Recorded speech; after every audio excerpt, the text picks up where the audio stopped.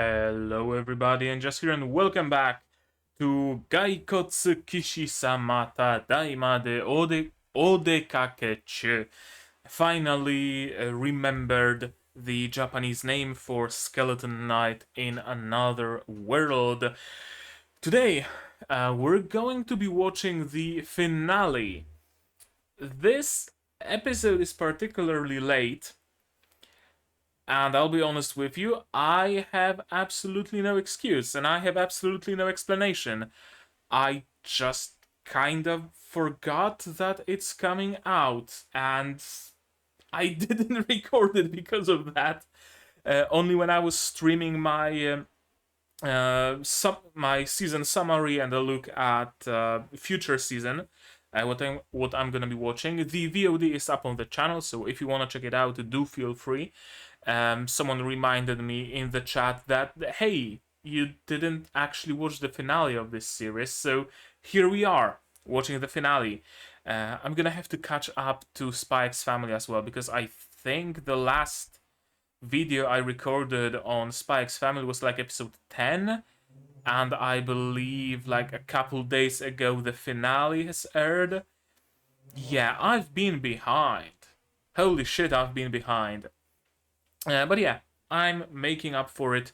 We are watching the finale. In the previous episode, Ark and Ariane finally got into the stronghold of the evil dude of the evilest evil, because you can't really call him any other way. His name is like what, Fumba something. It's an incredibly ridiculous name that I believe is supposed to sound like African, but kind of fails at it. I'm just having some cold water with kiwi syrup. Yeah, they got into his base. They fought some creatures, some animals, because it turns out that Fumba is responsible for spreading the rings around. He probably doesn't make those rings. It's probably the country he resides in that makes them, but he makes a decent use of them. To what end? We don't know that yet. We don't really know why all the human experiments, why releasing all those animals with the rings, so they are just going around the country wreaking havoc, and that's essentially what they're doing. There hasn't been really any particular explanation to any of that. And of course, Ark and Ariana managed to cleave through all of those animals until very strong enemies arrived, and Ariana was knocked out. Thankfully, just in time, the Kunoichi girl arrived with some people to help her and to save Ark and Ariana. How did she know to bring reinforcements? I'm not entirely clear on that, but she did bring them, and that's good. Now, Ariana is still knocked out, and Ark and the Kunoichi girl have to escape with Ariana, because there's a big monster, probably a Hydra. Actually, I think it was confirmed by the end of the previous episode that it is indeed a Hydra. A Hydra is after them, and it broke through the little hill that the stronghold is on top of, and they will be able to fight it in the open. How will they manage? I don't know. Usually you win against a Hydra by either not damaging it, so for example, or rather not like cutting off its head or part of its body, but rather petrification, poison, that kind of thing, or by just destroying its entire body all at once, like a huge beam of fire from the sky or something like that. Because if you keep chipping away at it, it will continue to regenerate, and you don't want that. You don't want Hydras to regenerate. And yeah, right now all that's left is for us to see the fight with the Hydra. So how about we do exactly that? You're gonna need your subs, I'm gonna need my sound, and I'm also going to need your support. You can do that on Patreon, you can do that on Throne, or you can just spread the word about my videos. That also helps a lot. And with that, we can finally watch the finale of Gaikotsu Kishi-sama Tadaima, the Odekakechuu, in version by subs, please. In 3, 2, 1, go.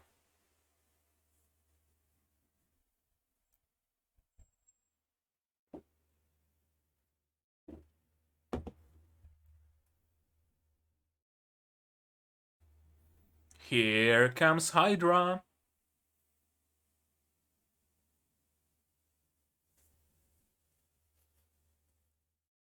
They're really building up this Hydra's appearance, aren't they?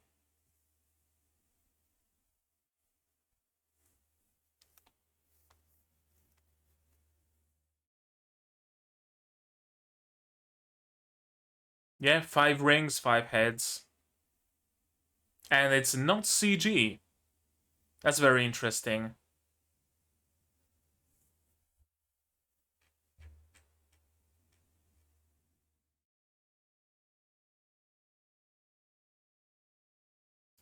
Why is the volume so low?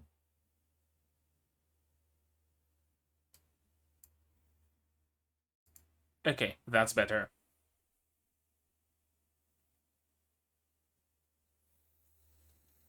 A strategic retreat. Although, if you do retreat, who knows where that Hydra is going to go?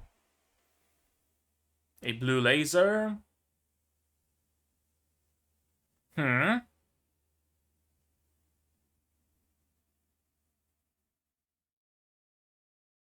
Okay, what happened? Did it... was it stopped by Ark's shield that he carries on his back? Or what exactly happened?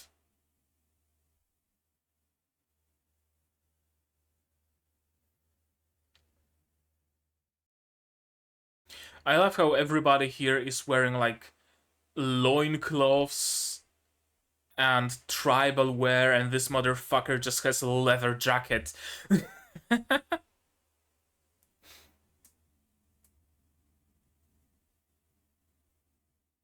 Why the flashback though?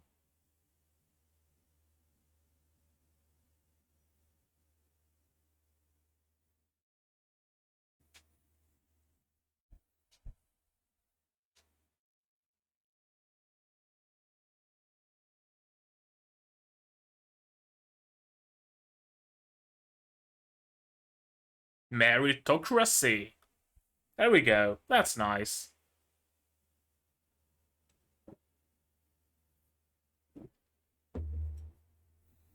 Are we supposed to like get into Fumba's mind a little here? Probably. I mean, is it really necessary? He's a villain, an irredeemable one at that.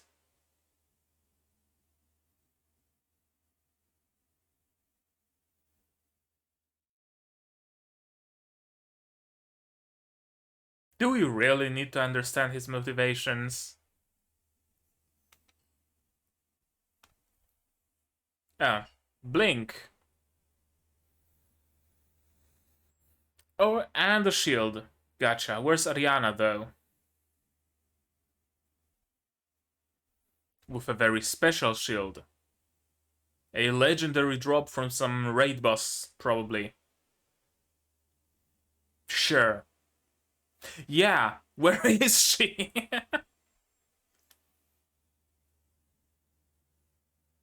She was unconscious last time.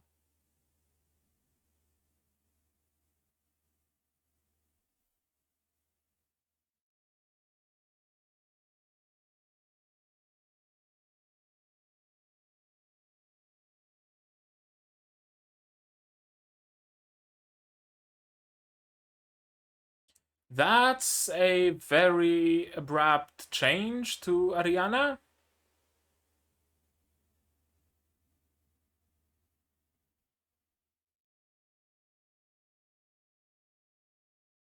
It's a very abrupt change to her. She hasn't really shown this side of her.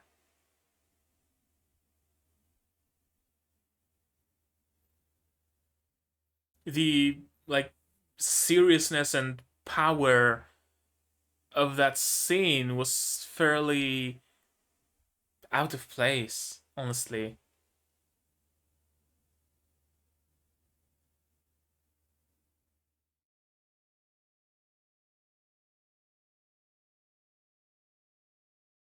I mean, Ark managed to block it, so true.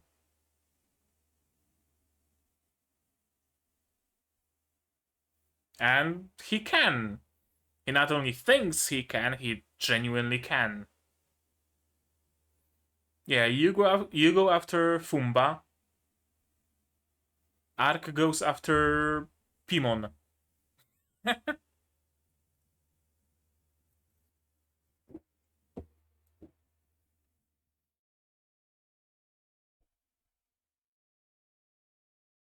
And is marching towards one of our cities as we speak.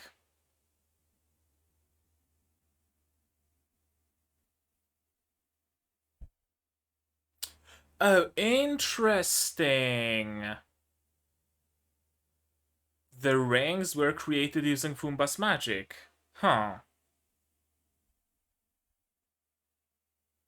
Probably backstab him. I see this pattern over and over again. There is no trust to be had among the villains. They will backstab one another mercilessly, without any regard for anything ever. It's a ruiner of nations coming to ruin a nation. I mean, it just does what it is set to do.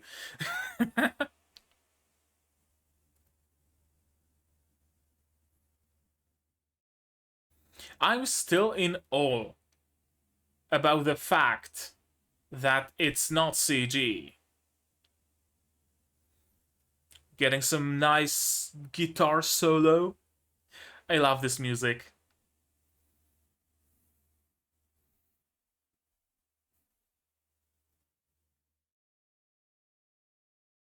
Good old shield bash.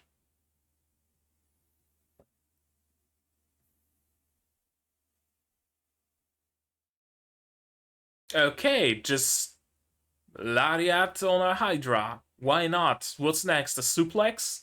A pile driver?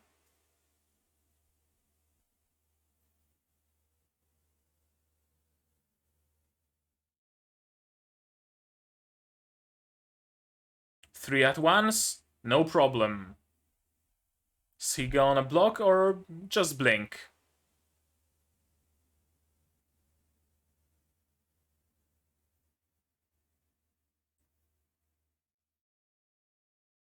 Oh, that's interesting strategy. Actually, like, genuinely interesting strategy. A Hydra sacrificing one of its heads in combat. Yeah, that's something that is actually, like, probable. Okay.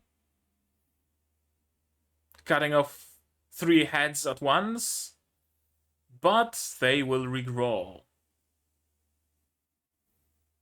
Five again or more.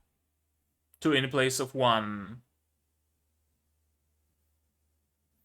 No, just the same amount, it seems.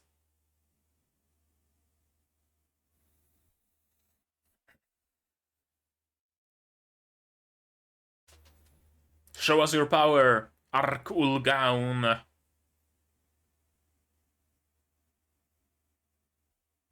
Okay, a summon. I was expecting like a column of fire, either from beneath the ground or a column of light from the skies or something like that.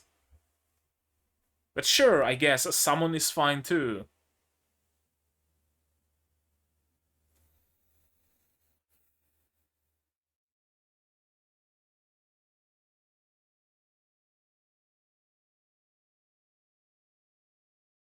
Okay, let's see where it goes, I guess.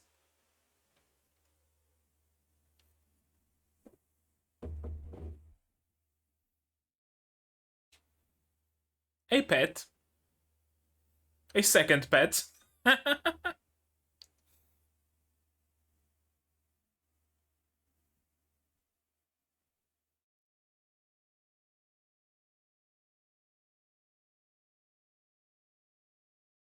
Yeah, can't allow you to do that. Whatever it is you were trying to do.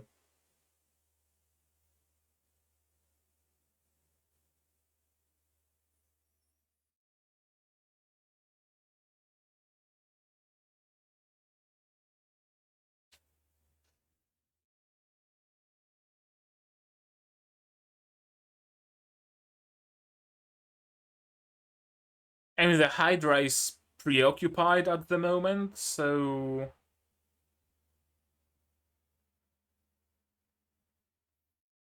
Yeah, true. The Hydra is powerful, but it's the Hydra.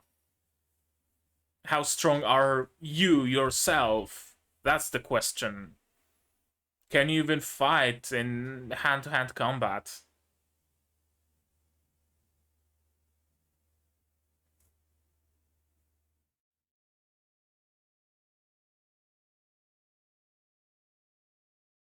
I mean, everybody's just stating facts here, Fumba.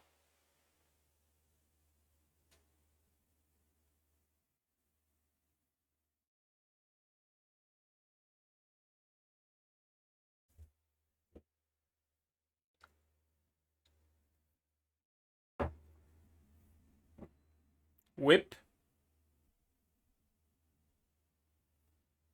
Okay, let's see that.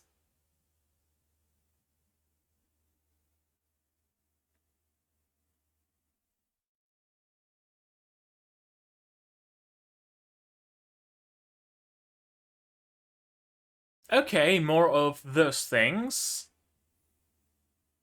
But yeah, one trick won't work twice. Exactly.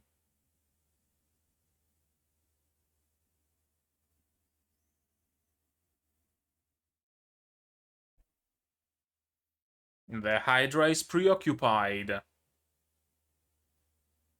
Hmm? Oh, okay. She cut through his magic tattoo, disrupting the... Okay. Okay. There's a surprising amount of mechanical depth here.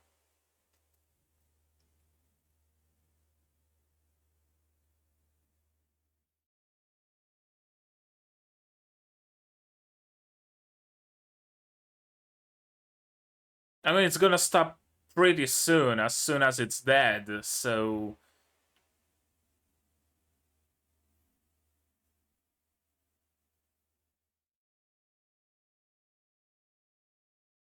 Okay. OP music. Fire sword.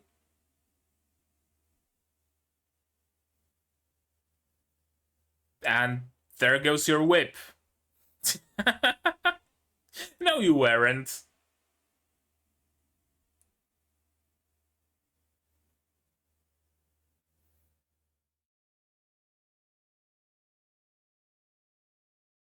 Okay, is he gonna burn alive, or are we gonna see some blood or something? Just burnt alive.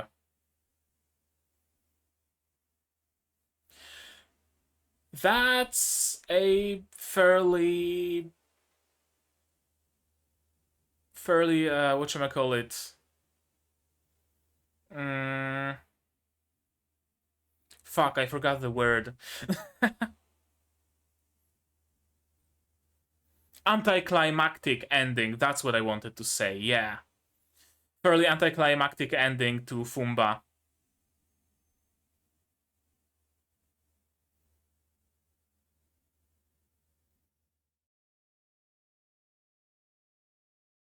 Just gonna grab it by the tail and throw it around, of course.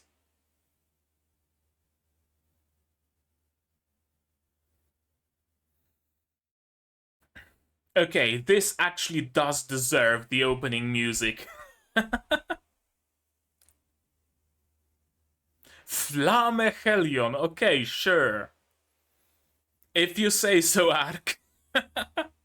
And yeah, the usual way to destroy a Hydra, just destroy its entire body at once.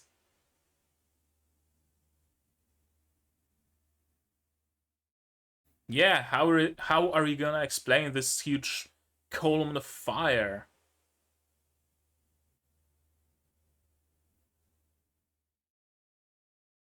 Good, Ifrit. You did a good job. Good boy.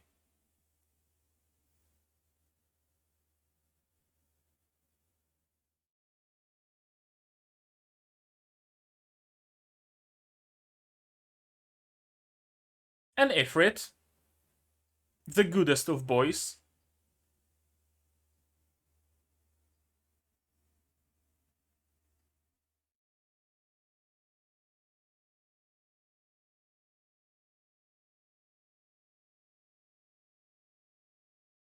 Oh, I don't. I don't doubt it spawning at least a few legends.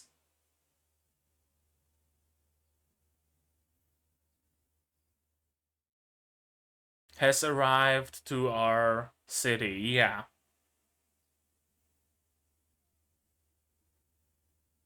What about it? I guess we still have like 6 minutes left. They're gonna end this season on a cliffhanger, aren't they?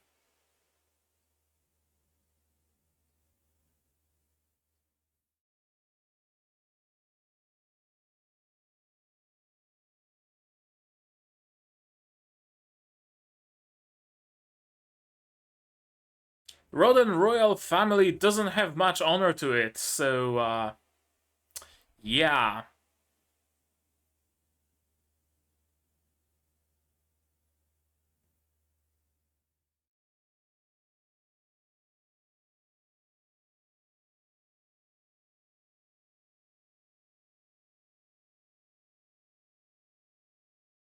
Everything converges at the Revlon Empire.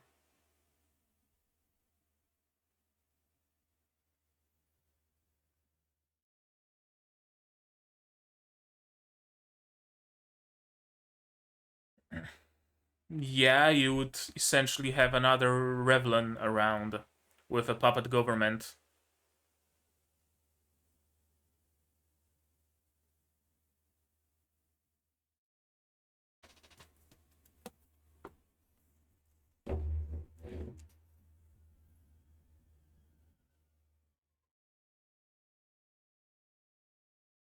Sounds like a fair deal.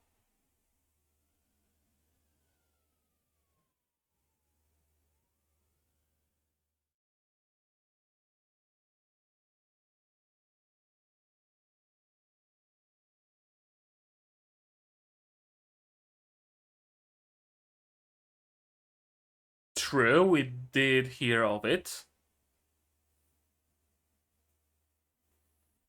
Yeah, it's already starting.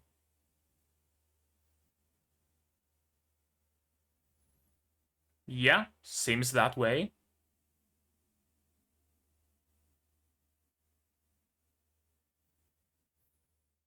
I was kind of hoping for Ark to meet her so that she can just lose her mind at seeing the angel sent by God again.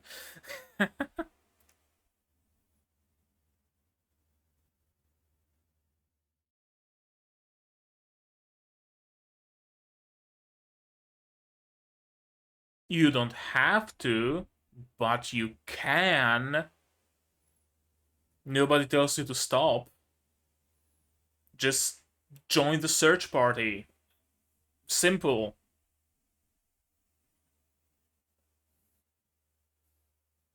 some of them.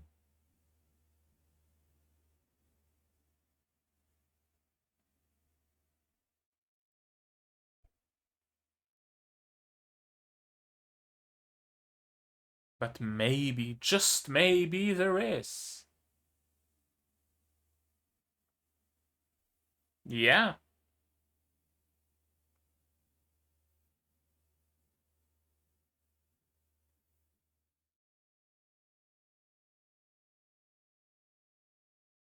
Oddly enough, it's not really Ark facilitating that change. I mean, he did rescue the princess, but besides that...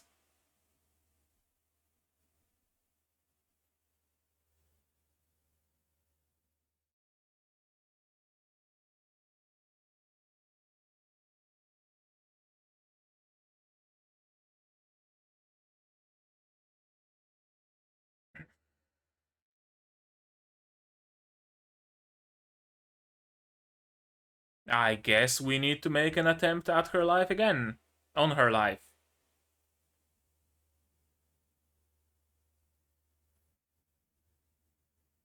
Not quite, but it's good that it's going to sow some discord among them, among the villains.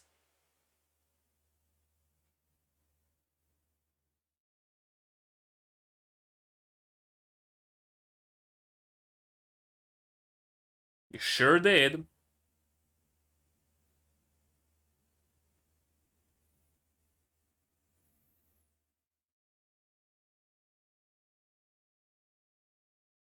A full conviction, essentially.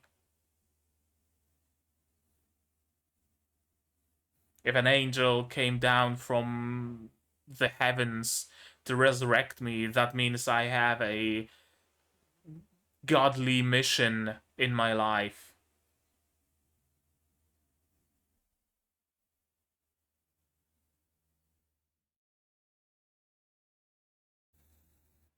Another great beast, interestingly enough. Kinda.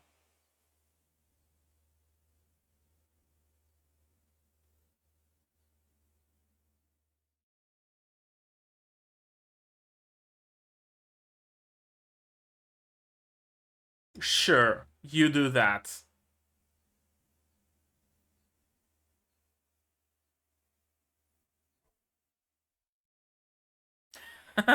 Oh, right, she hasn't seen that yet.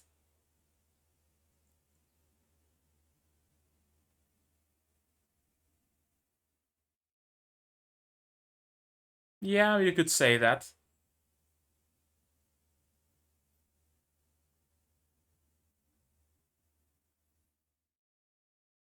They're on the way to Lalatoya.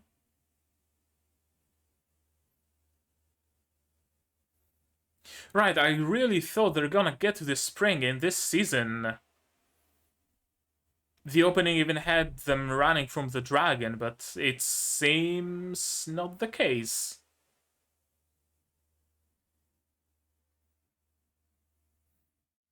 Okay, we're setting up future seasons.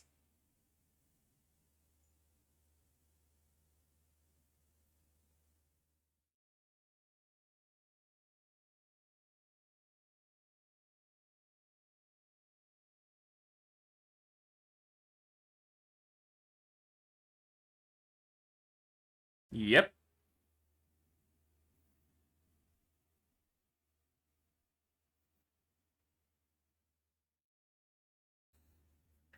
I kinda forgot that it's even an isekai, to be perfectly honest with you.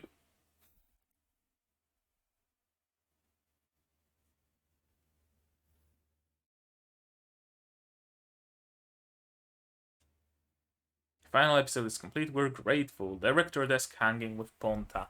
Uh, like, to be perfectly honest with you, to continue my thought, if this series was about how a dude wakes up with complete amnesia, just has some super special gear and looks like a skeleton and has no clue what the fuck is going on, it would be essentially the same.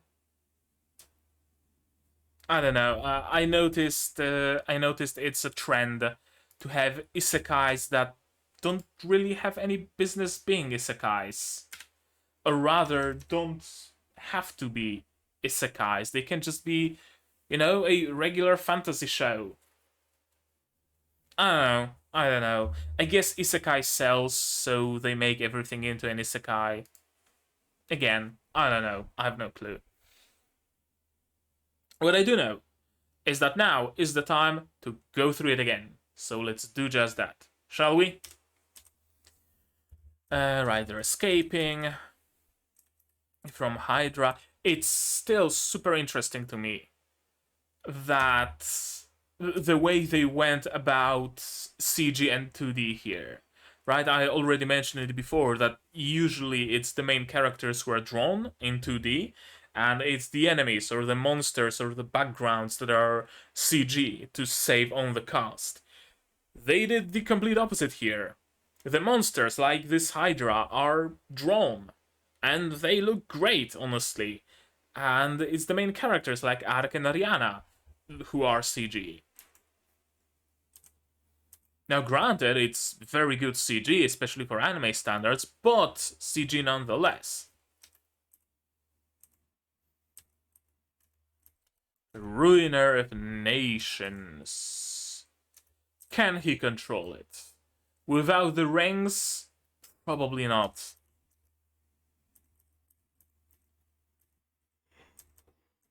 And of course, Ark was able to block it. Here we have a backstory to Fumba. Pretty much completely out of the ass. Like, sure, okay, cool, he had a backstory of being called weak and not having discipline and whatnot, but why exactly do we need to know it? Are we supposed to care about him? He's gonna be dead very, very soon. And he's a villain. A redeemable villain. Am I supposed to feel something for him? Why?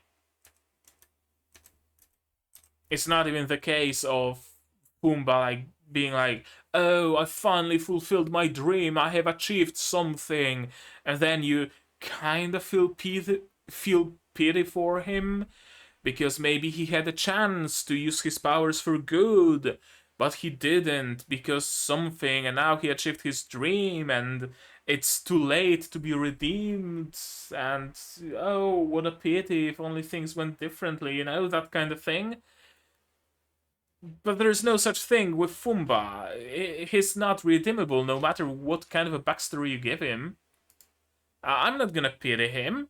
I'm gonna rejoice when he's dead. Also, this is still super funny to me.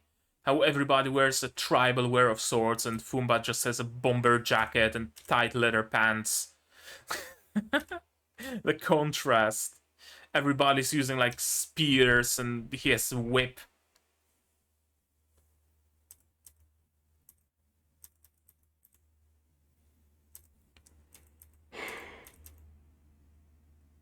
Yeah, everyone who looked down on me will all be bowing to me. It's not even a particularly strong like motivation for a villain.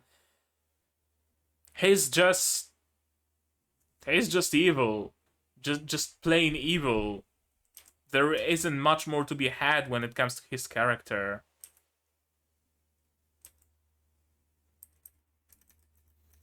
And not only that, he turns against his employer.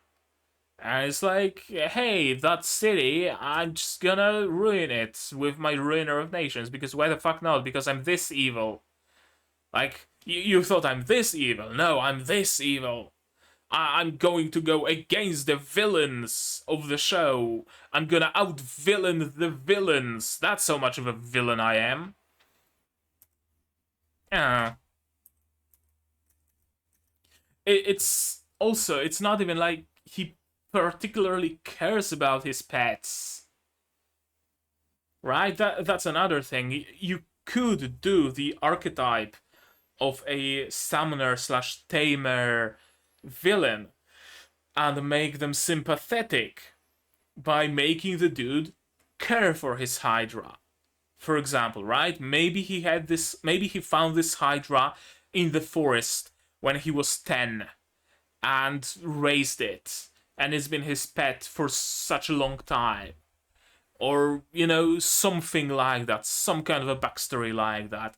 And then you are sympathetic because his dearest pet is going to die.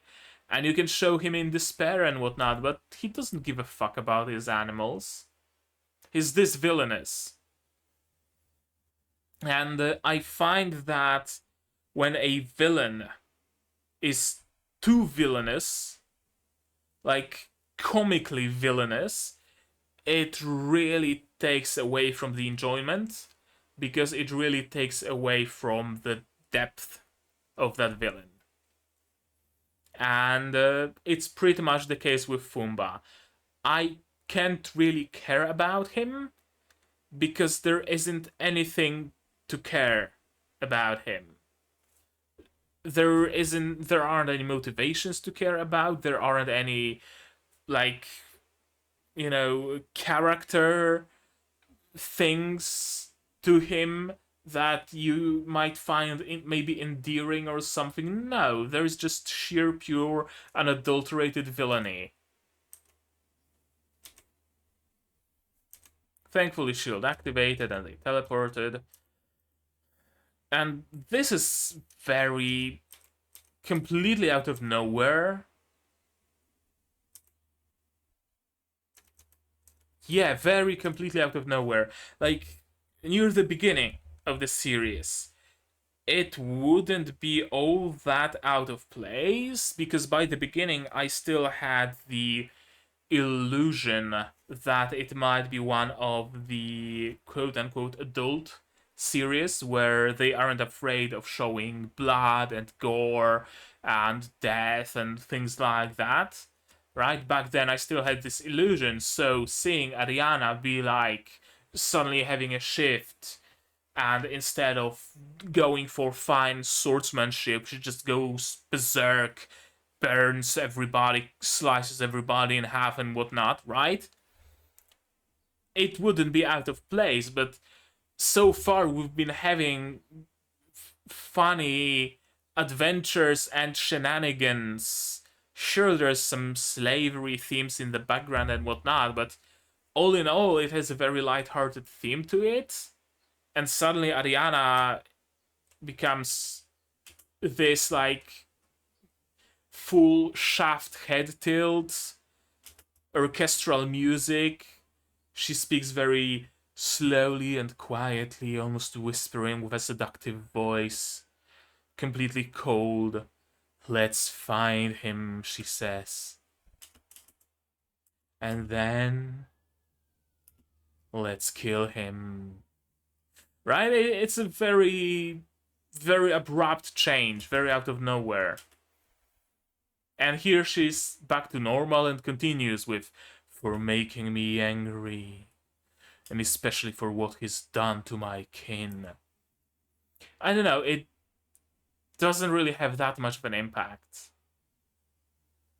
Also because Ariana wasn't really particularly upset by what's been going on, or at least not like visibly upset. There wasn't a moment, there wasn't a precedent where she'd be like, "Oh, you kidnapped my brethren, now you're going to die." And she gets all that red aura and cold demeanor to her. And maybe Ark tries to stop her and she's giving him a glass, like, "No, don't you dare stop me. I need to do it." And then you just see a shadowy silhouette on the wall when she's raising her sword and someone trying to protect himself and just splashes of blood and screams. You know, that kind of visual. There hasn't been anything like that. They've met slavers, they dispatched them as if it was completely nothing, as if they were just regular bandits or wild animals and whatnot. There wasn't any, like, particularly personal reactions from Ariana. That's why it's very out of place. I like it as a scene, but in the grand scheme of things, of the show as a whole, it doesn't really fit.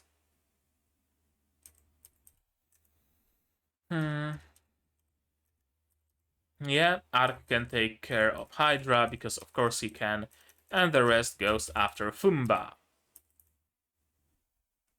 This is interesting that the rings are crafted using Fumba's magic. It's an interesting idea that you can use someone's unique magic to create devices based on that. In general, there is a lot of mechanical depth that I feel goes underutilized. Right? Like this mechanic of using someone's magic to create items. For example, could Ariana's fire magic be used to enchant a sword? Maybe her sword is actually enchanted, and that's why it turns into a flame blade, right? Maybe something like that takes place. But we don't see that. Some cool fight, but of course... sorry, I haven't slept in a while. But of course, Ark is able to stand toe-to-toe against a Hydra. This is very interesting. Another, example of mechanical depth. An animal who has amazing regeneration abilities and 5 heads, it's not out of the realm of possibility for that animal to be able to sacrifice one of its heads, right? Like in nature, we have similar examples. We have lizards who lose their tails. We have other kind of a lizard who breaks their bones and sticks the broken bones through their skin to use as claws. We have what other examples of an animal hurting itself to protect itself or to hunt are there? Bees who leave the stinger and the whole system that keeps pumping venom even after the bee is dead and away. Right? There are animals who sacrifice parts of their body or even their whole being for reasons of defense, of attack, of preying, mostly for defense. So it's a very interesting take on a Hydra, is what I wanted to say. Because it makes sense what it does, and it's kind of odd to me that nobody else seemed to have used this possibility. It seems to have explored the possibility of a Hydra being able to sacrifice one of its heads. At least seemingly. Maybe there actually are examples of it. If so, then I don't know them, but maybe you do. If you do know examples of a Hydra who sacrifices one of its heads for some purpose, let me know in the comments or on the Discord, whichever you prefer. Yeah, very interesting mechanic. I agree, Ark. Of course, he can summon a big-ass sword from the sky. Going full Tsubasa here. The only thing missing is if he was standing on top of this sword and dropping with it, but it's ephemeral, so I doubt he would even be able to stand there. It is regenerating indeed. Ark is really a Swiss Army knife of a character, isn't he? He's everything. He is a mage, he's a cleric, he's a warrior, he's a summoner. What archetype, what class is Ark not of? That's the question. I shall cut through the world's evils, literally with that big ass cleaver. And now it's a fight between Ifrit and a Hydra.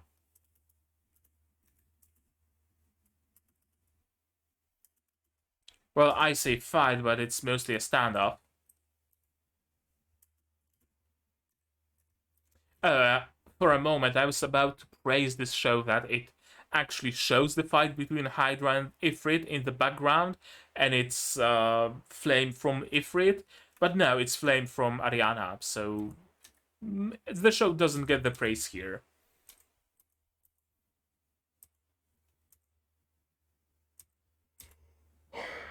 You've seen what the Hydra can do. Yeah, the Hydra is strong, but that's the thing. The Hydra is strong, you are not. And Fumba seems to be forgetting it.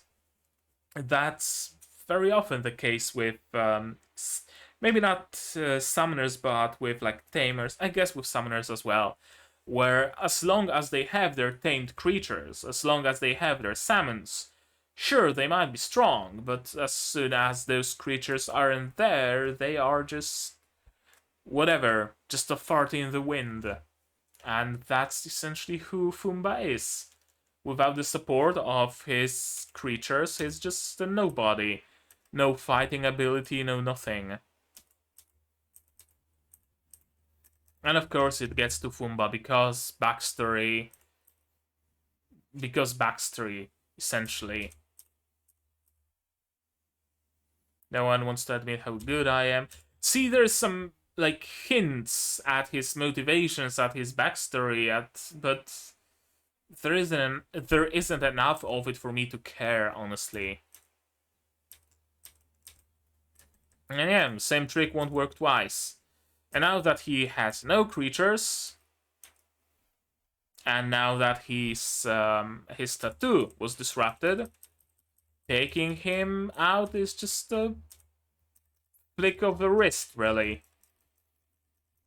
But yeah, I have to mention, again, another example of hidden, underutilized depth, mechanical depth.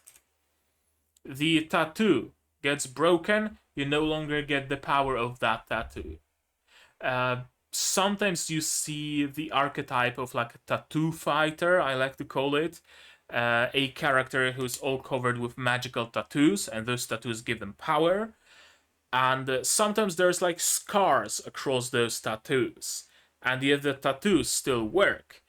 This is a very interesting take, where if you disrupt a tattoo, especially such an intricate one, supposedly, I'm assuming in the light novel it was actually described as incredibly intricate. Here, I guess it kinda is intricate, but not particularly much. If you cut it, it's as if you were to scratch a circuit board.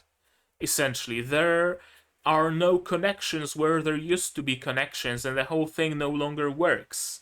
I really, really, really do like this take on a tattoo warrior and on the magic tattoo mechanic. I really, truly do. And it turns out those tattoos are what allows him to control monsters. Is it the same with other members of his tribe? Everybody was covered in tattoos. Is it a tribe of monster tamers? If so, that would be interesting. And it also means that Fumba has even less worth than I thought, because he no longer has the worth of like innate tamer magic, because his tamer magic stems from the tattoos. It's not necessarily even his power, it's the power of the tattoos. Yeah, the Hydra is beyond your control. It's not gonna stop until it's eaten everyone in that town. I mean, it was your plan from the very get-go, so whether you control the Hydra or not, its goal was to devour the city. So, what the fuck are you even talking about, dude? And yeah, of course, Ark will not allow that. Just a flick of a wrist, and Fumba is no more. Burned alive in a blue flame. Kind of an anticlimactic end to him, but then again, someone this weak can't really have a climactic end, can he? Ultimately, he's really weak. He has no combat ability of his own, so it makes sense that he would just go out with a flick of a wrist. It really actually does make sense. A little bit of a fight between Ifrit and the Hydra. And again, Ifrit is drawn. And the combat is actually really well drawn, really well animated. Like, holy shit! It really is so well animated. Like, okay, just to clarify, there are shows that are animated better. But for the standard of a seasonal isekai and for the standard of this show, it's really some great animation. And for the standard of like monsters fighting, because usually monsters fighting are just garbage CG. In this case, it's not garbage CG, it's not even CG, it's just drawn, it's 2D. Like, credit where it's due. They went the extra mile. And there's even the details of the Ifrit's claw getting into the skull of the Hydra. Right? A lot of detail, a lot of really frame by frame animation. Some great detail to the art itself. Like, it's genuinely a great fight scene. Then CG Arc steps in, and it's still drawn. And notice, another thing. This is not a still. This is not a still. In another show, it would be a still that's just spinning around, and it was that for the first few frames. But now, the Hydra is actually moving. And the Hydra is still drawn. Arc might be CG, but the Hydra is drawn all throughout, and so is Ifrit.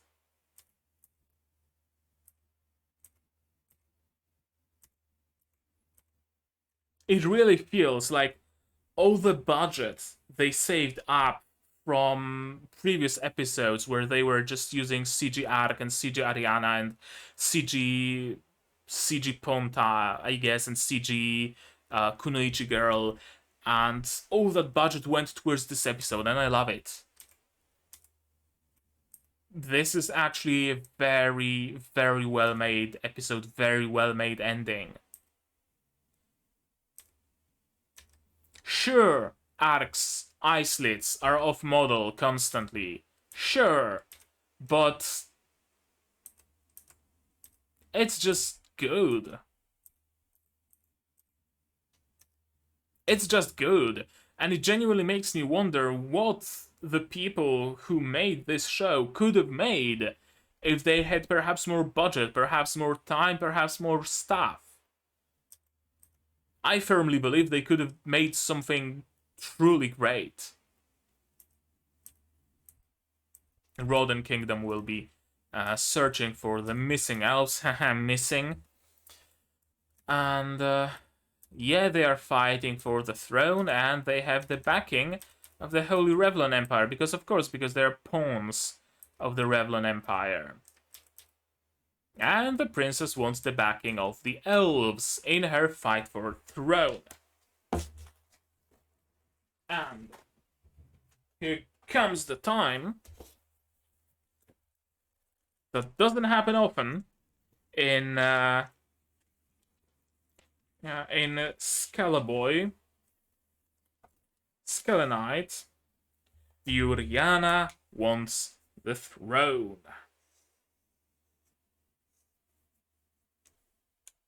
There we go. Yuriana definitely wants the throne and wants the elves to back her candidacy.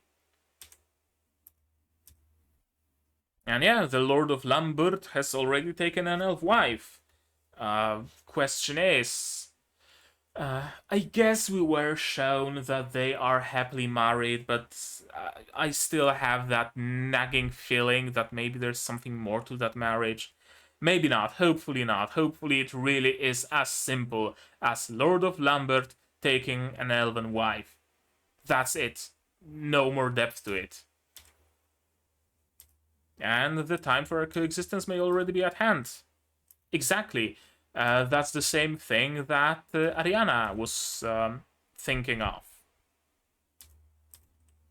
when they met Karsi. Yeah. Also, Ariana is worried that She no longer has to look for missing elves, but she still can.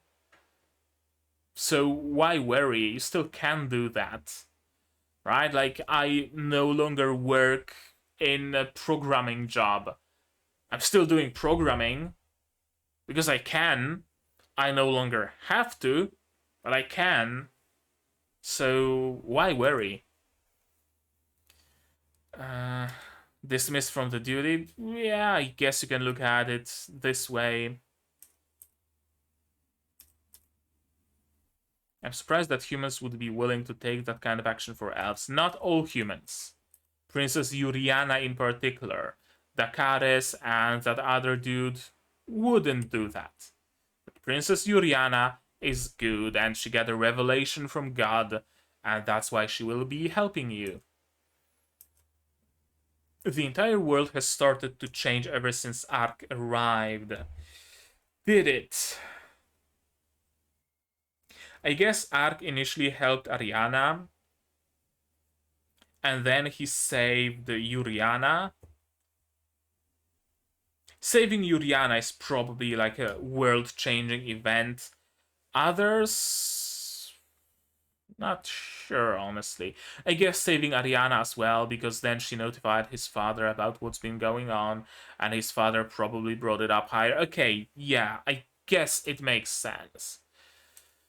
World where judgment is delivered to the wicked and salvation is offered to the just. With Sir Ark, a world that makes the right kind of sense is actually possible. Yuriana is alive and she negotiated successfully. Someone working for me must have sided with Yuriana. This is cool. This is very, very cool. Because nobody did. But now, the prince will think that someone did. And it will be eating at him. I like it. He will be suspicious of everybody. And yet there's nobody to be suspicious of. I really like it. I really do.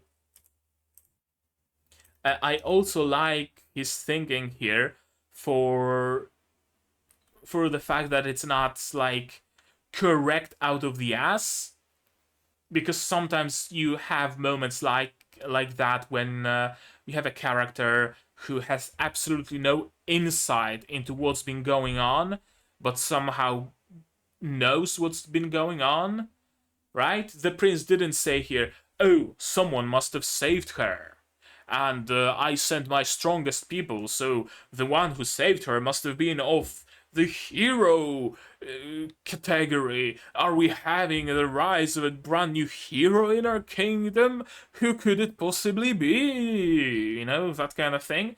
No, he makes the simplest assumption. Occam's razor and all that.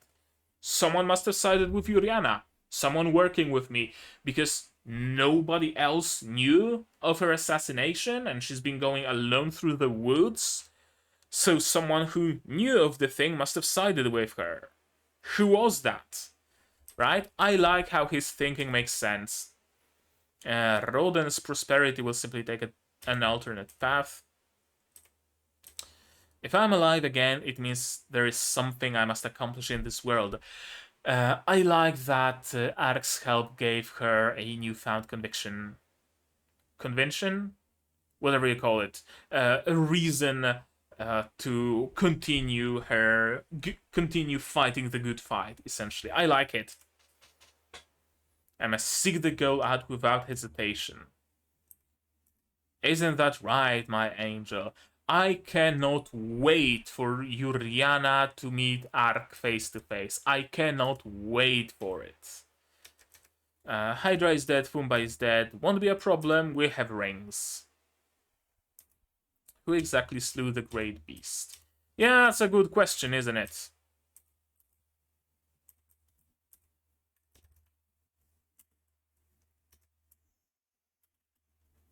Of course she's scared. I still love Ark's laugh. I don't know what is it about it, but his genuine, hearty ha ha ha ha ha is really, really appealing to me. I really like his laugh. And we're going somewhere to the Lord Crown to break the curse. And we're also visiting the ninja village. That's gonna be cool. That's gonna be fun. My journey that began with a goal of living the quiet life will now continue. I'll simply enjoy my adventures here for a bit longer. Please do. A lot of stuff got done here.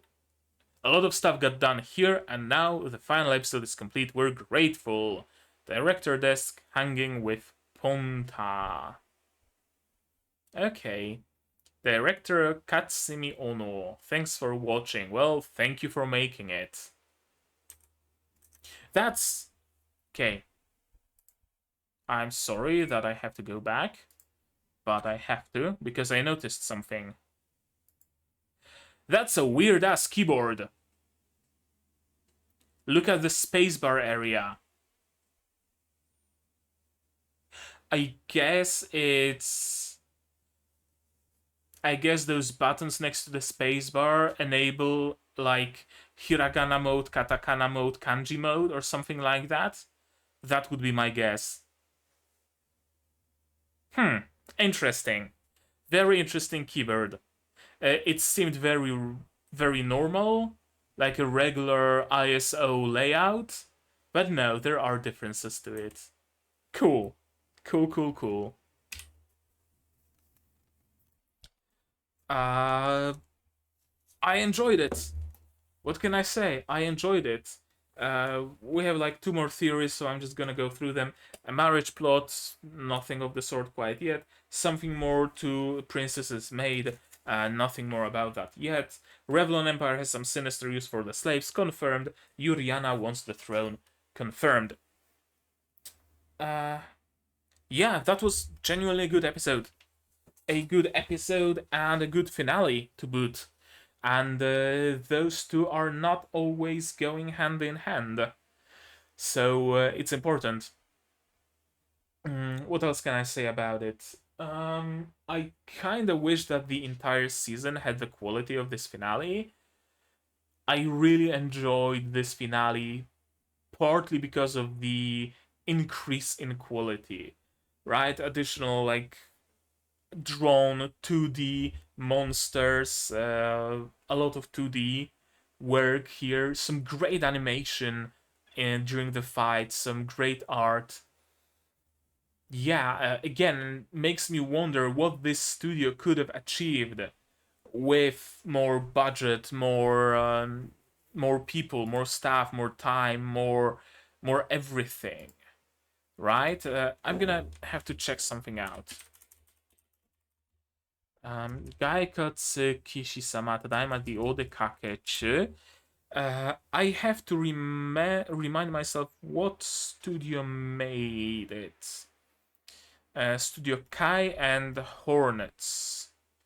Holy shit, that's a lot of producers. Overlap, Crunchyroll, Muse, Dokuma Anime Store, Magnet, ATX, Pony Canyon. Sources, light novel, yeah. Okay. Studio Kai. Uma Musume. And some Idolmaster anime. And Phantasy Star Online too. Not a particularly huge portfolio, and Hornets just made Somali and Gaikotsu Kishi-sama. Interesting. Again, that explains things. I think I mentioned it way before, that a small studio explains the some missing quality here and there, but they really did make the most of the limited budget, staff, and time they had. You can see that they had to make the main characters CG, which is very interesting and a very brave move. that they chose the main characters to be CG and not the monsters and the side characters and the background people and whatnot, but actually Ark, Ariana, Ponta, and Chiyome. Very interesting approach.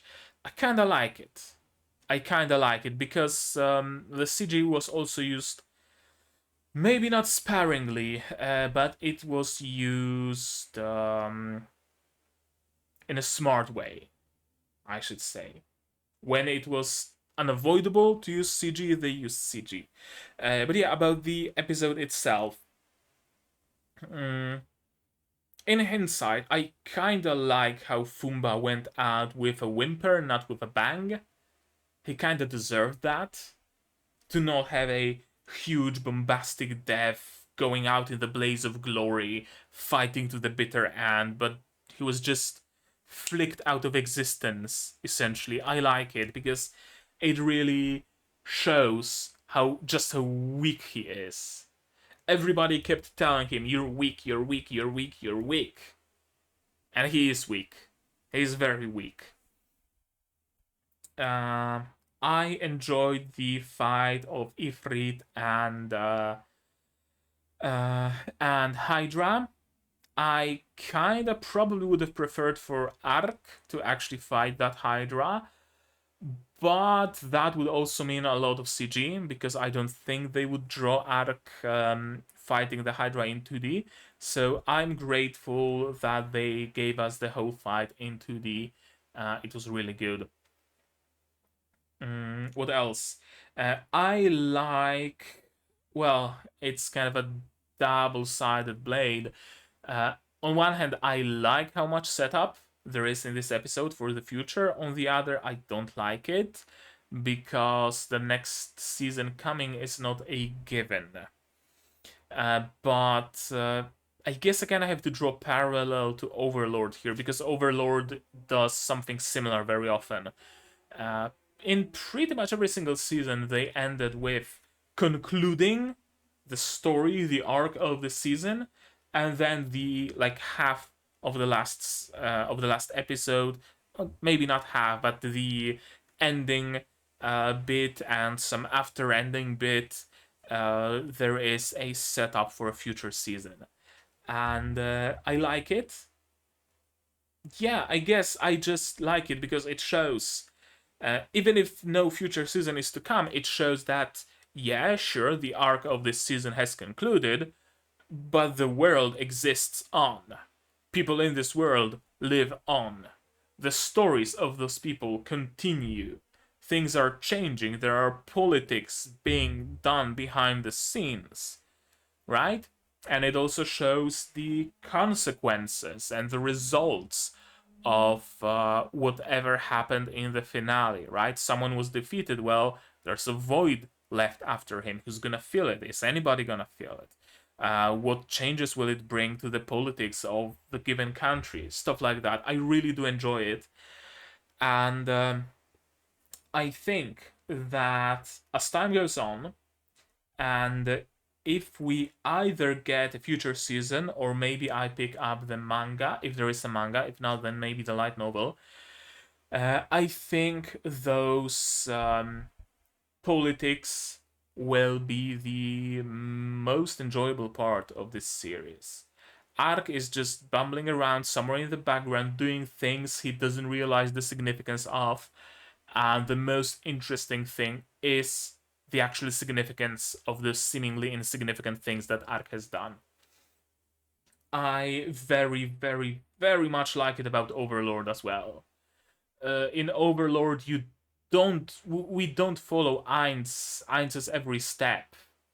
Ainz does something, saves a village, kills a monster, whatever, and then you have like 3 episodes of the fallout from what Ainz has done.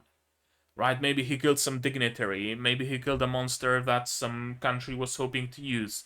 Maybe he saved a village that will now start producing powerful mages that will shift the balance of the war, or things like that. I really, really do enjoy it about Overlord, and I can see glimpses of that in Gaikotsu Kishi-sama as well.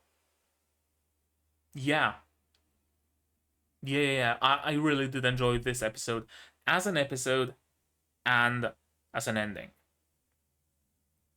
Now, about the season as a whole. Uh, the season as a whole. It's a very interesting case. I have fairly ambivalent feelings about it. There were moments where I was kind of ready to give up on it, where I was ready to disregard this show pretty much completely because I didn't like where it was going, and what it was going for. Not to mention the production issues, the quality issues kept piling on. Uh, so I have to admit, it's like absolutely not the best anime I've ever seen, but it's also hardly the worst. Mm, I don't know. I don't know how to put it into words. I really don't know how to put it into words. I constantly had the feeling of seeing a lot of potential that is halted by the production budget and staff and time and what have you.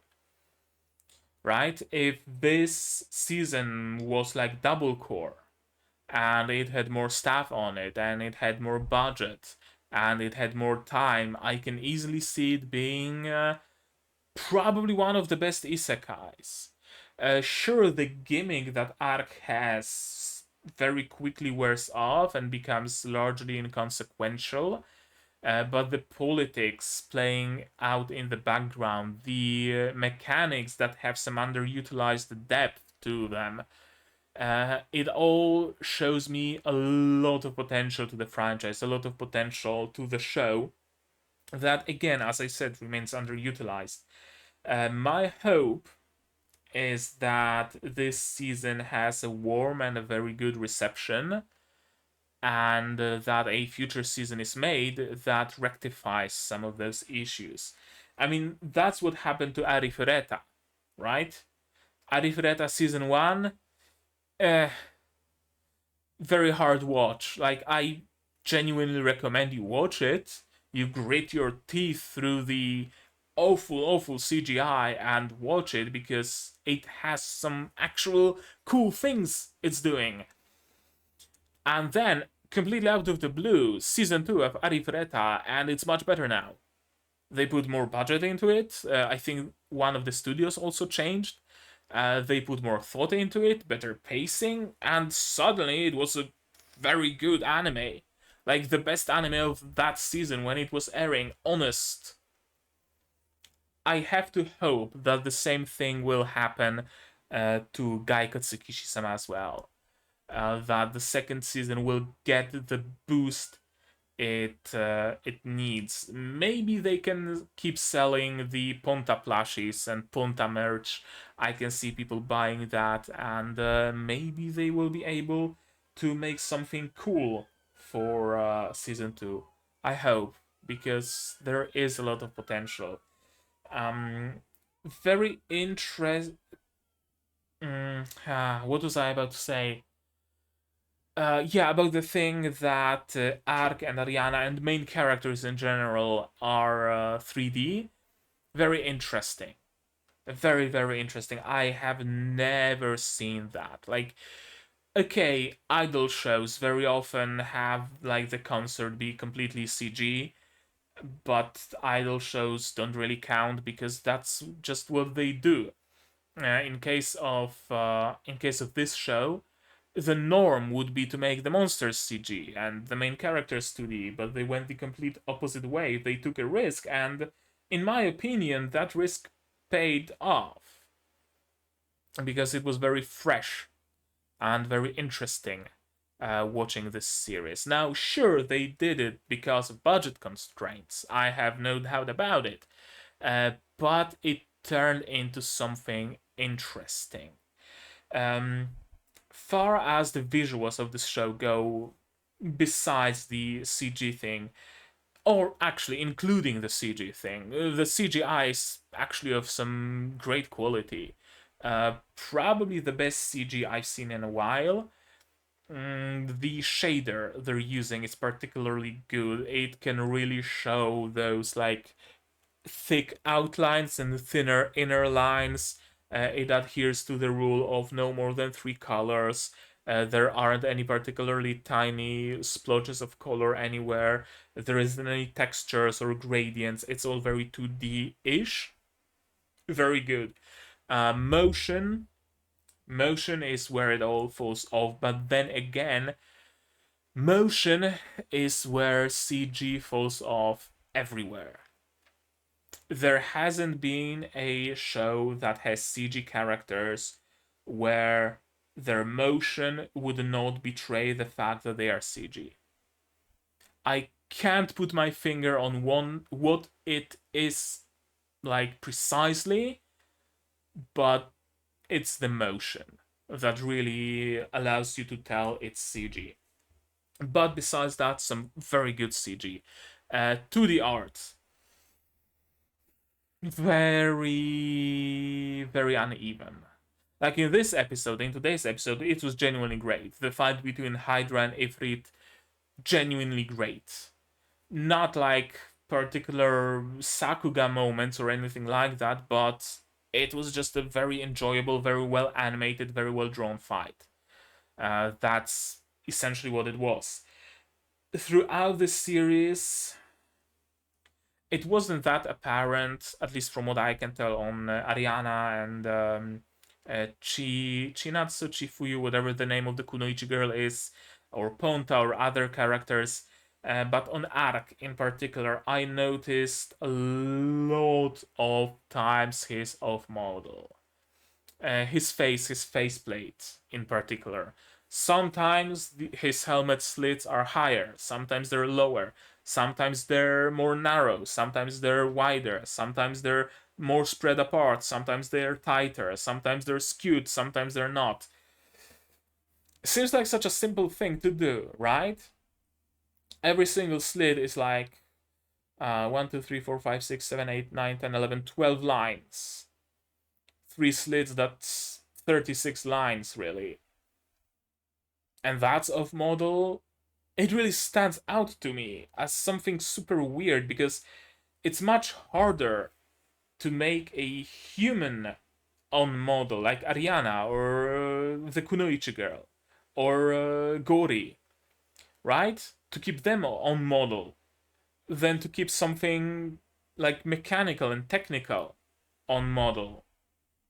You just slap a stencil on it, essentially. You know that the slits start halfway through the helmet or something, and you just keep drawing them that. It's very weird to me that this is the detail that it's kind of all falling apart on. I've seen shows where heads change shape, like fucking Shield Hero. Everybody's heads change shape, eyes are skewed and twisted and turned, noses are missing, people are looking into 2 separate directions. All sorts of shit is happening in Shield Hero. But again, keeping a human on model is hard, but this show keeps their humanoids on model at all times. Why just the slits in Ark's helmet? I don't know, it's inconceivable to me. But it's just what it is, so what can I say about it, really? What else? Sound design, nothing to write home about particularly.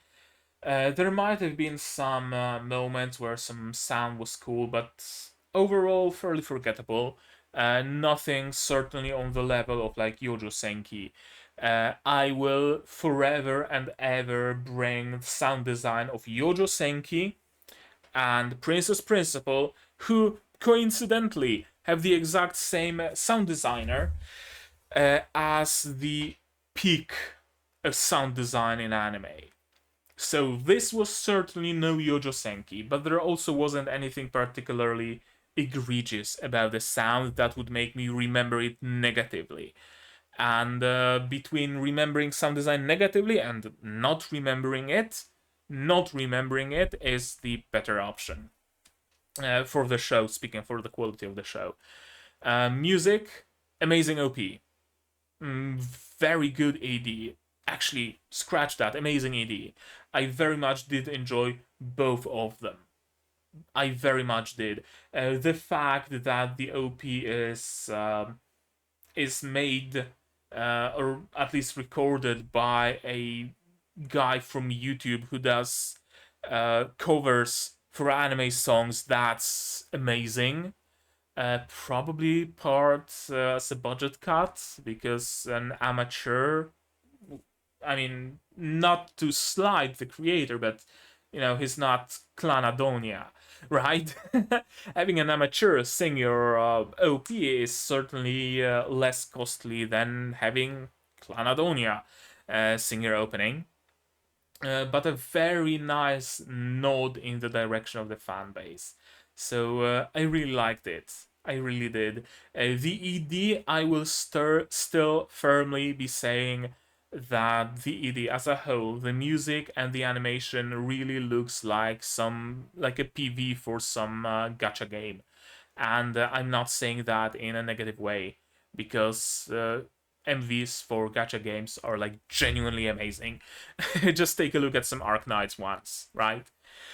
Um, what else? What else? What else? Voice acting. Ark's voice actor, really good. I will forever remember the Konnichiwa Ark des and his laugh. That's for sure. The others, they match their characters. Nothing to particularly write home about, but they did their job and they did it well. That's for sure credit where it's due. What else should I talk about it? What else should I talk about when it comes to this show?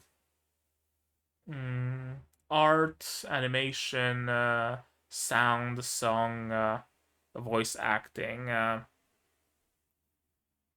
think that's it. I guess story was fairly simple. Very simple actually. Like you can't get simpler than people are kidnapping people, go after them to save people, keep going after them to save people, right? A very simple story, but it's really just the beginning of Ark's story. It's probably like the first volume of the light novel, maybe first two volumes. Feels more like a singular volume there. So it makes sense that the story will be a fairly slow, fairly low stakes so far. The characters, I did very much enjoy Ark, and I think that's the most important thing, to enjoy the main character. Ariana, I did not enjoy her, but I didn't enjoy her particularly much. Same goes for the Kunoichi girl. I really did like Gori, the big buff ninja, and I love the chemistry, the sheer bro energy that they exude when they are together, Ark and Gori. I love it. I'm a huge fan. World is very interesting, or rather I can see a lot of potential in all those mechanics of the magic tattoos, of all those different beasts, of being able to use someone's magic to produce essentially an artificial crystallization of that kind of magic, right? I really, really do like all those hidden things that have a lot of potential. Unfulfilled potential as of yet, but perhaps if a second season were to come, they would act on that potential a little bit more. That's my hope, at least. Is there anything else? I don't think so. Overall, an enjoyable anime has its weak moments. Absolutely does. It's not the prettiest. It's not like the best sounding. But overall, an enjoyable watch. I don't regret my time spent with it. I guess that's essentially all I have to say about it. It's not mind blowing by any stretch of the imagination. Uh, it's perfectly skippable. It's not a must watch by any means, but at the same time, give it a shot, right? Because you can see that it was made with love, it was made with care. It's not just a by the numbers seasonal isekai trash. These segments at the end, the hanging with Ponta, they really show that someone went above and beyond to try to create some viral marketing campaign on Twitter, right? Hashtag hanging with Ponta and a cute plushie. Oh, when is this plushie available? When can we buy it? You know, things like that. You can really, really feel the love that was put into the show, and that matters a lot, honestly. I'd rather watch a mediocre quality show that was made with love than a good quality show that was made completely by the numbers just to tick some boxes and to promote some manga or to promote some light novel and just that, like cheaply made with egregious CG and bad pacing and whatnot. I'd rather have a show made with love, made with passion, and Gaikotsu Kishi-sama Tadaima the Odekakechuu very much reads as this kind of a show to me. Yeah, I think that's gonna be it. I think that's gonna be it. But now, you guys, you tell me, what did you think of this episode, of this show as a whole? Let me know all of that down in the comments. Uh, Keep it spoiler free, I guess. Still, I don't know if there's any discrepancies from the source material. Do let me know about them. I'm gonna leave it at your discretion, as usual. Did you enjoy this series, or did you drop it midway through and are only checking in on the finale? I don't know. Tell me about it. Like this video if you liked it, dislike it if you disliked it, but tell me why so I can improve. Subscribe to the channel to be notified of future releases. I was about to say not only of Gaikotsu Kishi-sama, but no, Gaikotsu Kishi-sama is ending, so stay subscribed to be notified of releases of Symphogear GX, of Revue Starlight movie whenever it releases, and of brand new shows that I'm gonna be starting in this season. Those shows being, let me check it real quick on my Discord. Revue, the anime version. I'm gonna be watching it. I know 3 episodes are already out. I don't know how I'm gonna handle it, but I'm gonna handle it somehow. Overlord 4. Super hyped for it. Hopefully it doesn't disappoint. Hataraku Mao-sama Season 2. Loved Season 1. Hopefully Season 2 doesn't disappoint. Again, Yofukashi no Uta. This one seems very good. It's by the creator of Dagashikashi, and I fucking love Dagashikashi. I fucking love the art style of Dagashikashi in particular, and Yofukashi no Uta seems to capture the art style of this author very, very well. And on Saturdays, we're watching Symphogear GX. Should anything change, I'm gonna notify you of those changes. There's gonna be a brand new non-seasonal show coming up. What's it gonna be? I don't know. People on my Patreon are gonna vote for it. So again, stay subscribed to know what it's going to be. If you like what I'm doing, you can support me on Patreon or on Throne, or by just sharing my videos around. This one is free. If you do decide to support me on Patreon for $10 to get early access to non-seasonal shows like Revue Starlight, Symphogear GX, or whatever else comes next, maybe even Revue. I might even start releasing Revue early on Patreon. I don't know. We'll see. And for just $1, you get access to a role on the Discord server, and you also get a place in the credits. I have a super dry throat, and I'm all out of drink, so I'm really gonna have to end it here. So as always, you guys all do all the good stuff, and I'm gonna see you in the next one, whatever it might be. Cheers. And here's the credits that I mentioned. The list is already big, but you can help expand it even further.